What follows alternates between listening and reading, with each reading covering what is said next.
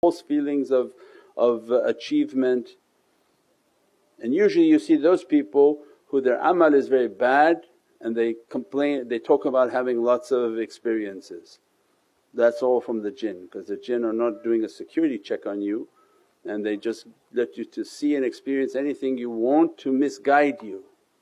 The shaykhs, they have to follow through the command of Sayyidina Muhammad that all your amal has to be check, like a government screening. If you try to get a job at the government, they're going to come and do 7 years of background checks with you. You think the agencies hire you and say, come here's your security card and go now through our offices, do what you want.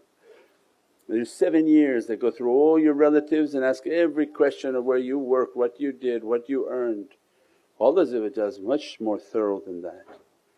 So it means they have to have a complete check, background, everything for Prophet to sign off. But the jinn are not doing that. They can give anybody a hal, anything, an experience. We said that the most possessed part of a human body is their head. So anyone whom is thinking they hear something but they don't have those types of trainings that they've described, that they're seeing something, that they're understanding something, then there's a likelihood that there's a jinn interference in them to make them feel that they've achieved something.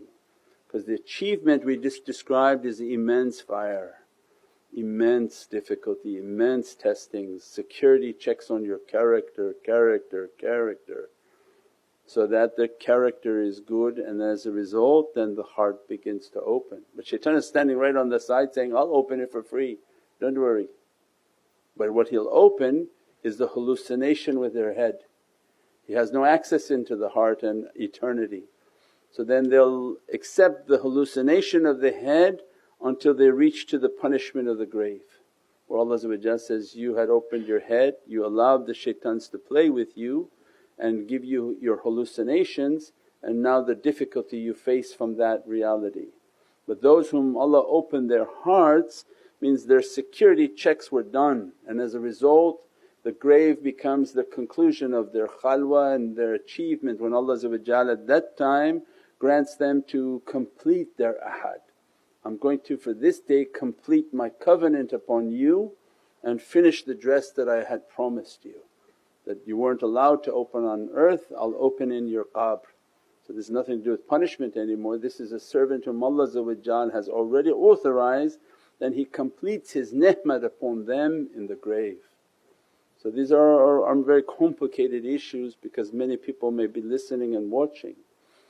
So that's why it always goes to the foundation. The foundation is that you're connecting, you're wearing your taweez and you're doing your muraqabah. In your muraqabah you have to have a very strong connection with the shaykhs, and you don't look for any other connection, just the shaykhs, so that they can connect you to that source of power.